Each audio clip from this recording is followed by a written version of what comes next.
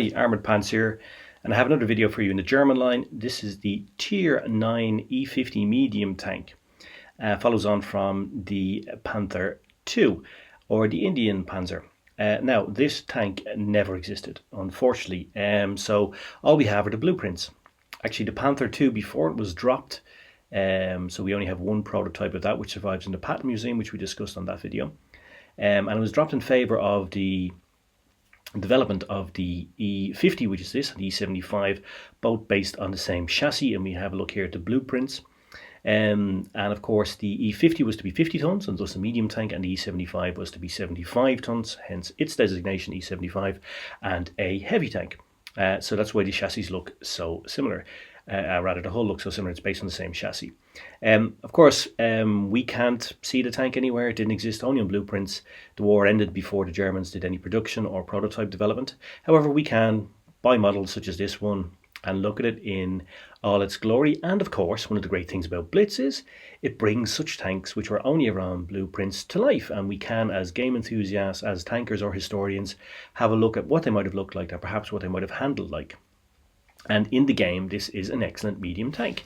It has lots of strengths, not so many weaknesses.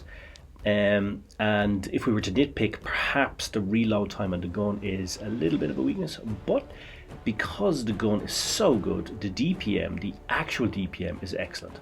The 105mm gun has a 7.5 second reload, but the gun is amazing, handles brilliantly and beautifully like all German guns. And I guess going back to what we're talking about, this means that the theoretical DPM, which is what you see here, versus the actual DPM are something different. Because the theoretical DPM is the DPM, so it's the shots fired per minute multiplied by the average damage. But that, of course, only counts if they all go through, which they always don't. Whereas actual DPM is the actual number of penetrations by the total damage done, and the actual DPM on this tank is brilliant because of that gun. Use Supercharge and refined gun to get the muzzle velocity up, because then we get it up to over 1500 meters per second, which is really good, and will guarantee pen at short and long distances. And as we know from the F formula for armor penetration, muzzle velocity is squared when determining armor penetration, so therefore it has an exponentially better effect, positive effect. So that's why we always use Supercharge, or why I recommend it. Of course, that is just my own personal opinion, although it is mathematics, and mathematics is difficult to argue with. Now, looking at the armor on this tank, the frontal armor is trollish. Especially if you're top tier, you will be able to troll the hell out of the reds. Just look at those numbers up on the top left. Look at those armor angles, the relative armor angles. They are quite superb, and you can side scrape in this tank. The only really vulnerable part front on is the lower plate. So if you adopt this angle here, you will be able to side scrape all day long. It is vulnerable on the sides though and the back, so therefore run 2 repair kits, because you do not want to get cut out in the open, especially as you're tier 9. All those big guns are out there. If you get tracked out in the open, especially if your sides or back are vulnerable, you will get spammed with HE and have a very short game. The armor is really to the front of this tank only, so therefore run 2 repair kits. The tank is quite agile and fast, so you don't need the engine accelerator. So in my view is to always run those repair kits. It's better to have them and not need them than to need them and not have them. As you can see, that armor again, look at that. Wow, when you are in against your peers, even against the top tiers, tier 10, you're going to do okay.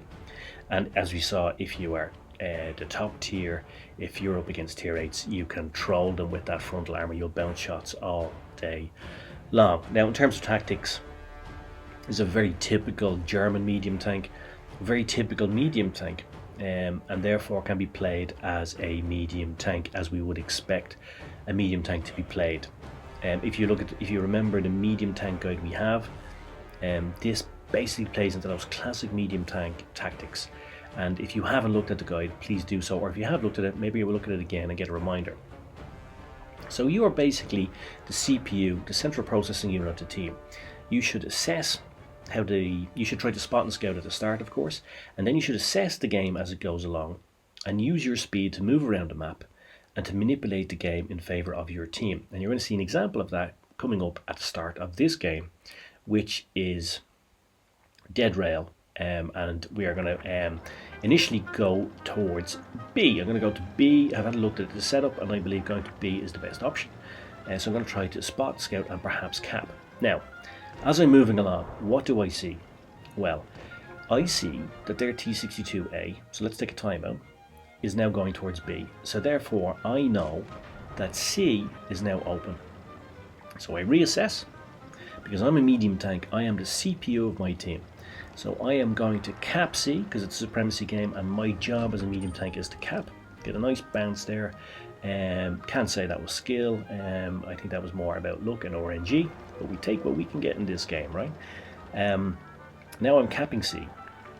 I'm also going to put in some shots into the enemy.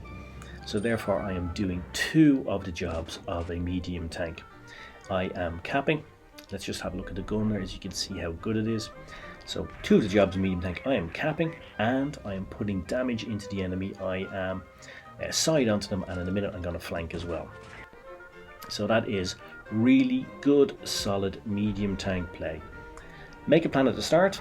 As the game unfolds and I see where the enemy tanks are, I reassess, I process that information as the CPU, change my tactics, and then move to engage the enemy to the benefit of my team.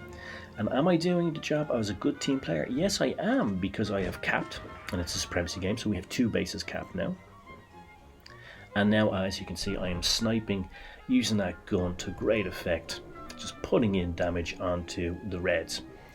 And that is basically the job of a medium tank. And as you can see in this tank, the E50, it's fully equipped to do that job really well. Mobile, has some frontal armour, has a good gun, and I'm doing a good job for my team. Now, fields of fire are closing down on me, so I am now going to relocate because my job is done there. And again, that's more about the medium tank play, right? Assessing the situation, not just sitting there and being useless, not supporting my team. Reassessing, seeing I have no fields of fire open, so therefore relocating to opening up some fields of fire. And here's one of the great things about this tank. It is a Ram-Panzer. Boom! That frontal armour is brilliant for ramming tanks. If you hit a tank side on or at the back with this frontal armour, you will do a lot of damage. As you can see, this poor Leo here doesn't stand a chance. He's rocked right down to his chassis, tracks broken, and then one shot into him, clear him off, and really you can just see how reliable this tank is in terms of ramming. That frontal armour is just troll. Here we see this tank, beautiful snapshots up the hill. Take one for my trouble, but I'm not so concerned because I'm doing damage onto the enemy. I've engaged 2 of their targets there, so we did a good job there for my team. My teammate stops me retreating, but I don't mind because look at this. Bam, snapshot again. The gun on this tank is beautiful. I take one for my trouble, but this guy has been annoying me now long enough. I just get a bead on him, don't even have to zoom in, just snap one off. Bam, zoom in for a sec, snap a shot off as I'm moving. Beautiful, and you just see how good the gun handling is on this tank. Go around, create an angle to come up on the Tiger, so I'm not giving him a shot. Snap one into him there, straight into the drive wheel, track him, do a lot of damage. Drive wheel is very vulnerable on the Tiger. As you can see, just beautiful piece of gun craftsmanship there, and just seeing how good the gun handling is on this tank. And again, look at this, look at that, just snap one off. And the front of an ST1 is a tough cookie, not for this baby. Just snap a shot off, beautiful, right into the drive wheel again.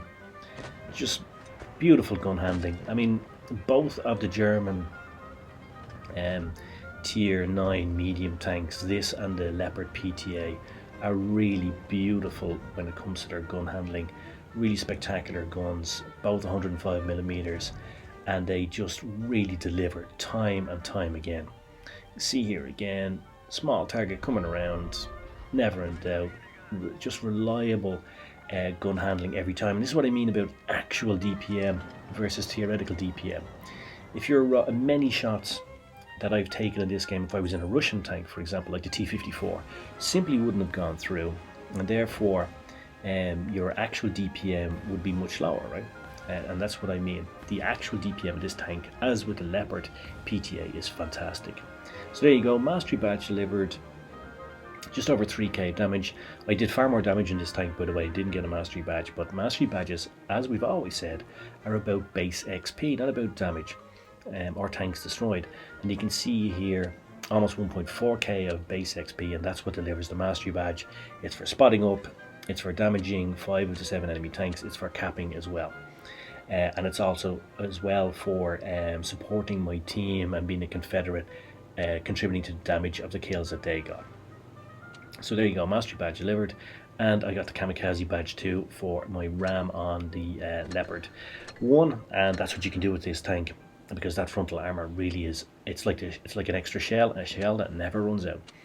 So let's have a quick recap on this tank and the key things to take away before you play it. So this is an excellent medium tank. It's typical of German mediums, of course, because it has that bit of frontal armor, and it very much the same then all the way up from the Panther IV. The 105mm gun is fantastic, great handling, as you saw in that game, illustrated it perfectly. 7.5 second reload is not great, but the effective DPM is excellent. So don't worry about the reload, because this tank will pen more often than not, and therefore gives you actual DPM higher than others. Medium tank play, you're the CPU, so this tank has all the assets to allow you to do that CPU, central processing unit, role really well. Spot, scout and cap, of course, and move as the game unfolds. Assess, process the information, and move accordingly. You are mobile, so use this as I did in that game, switching from B to C, sniping and then moving to open up new fields of fire. Use the Supercharge and Refined gun, great for long range sniping and increases your chance of pen. And remember, it's a Ram-Panzer, as that poor Leo 1 found out, and that's the round that never runs out. Just make sure you hit them front on with that armor, not any other way. It's a great tank, enjoy it, and I hope you've enjoyed the video. I hope you found it useful, and I guess all that remains for me to say is pants off.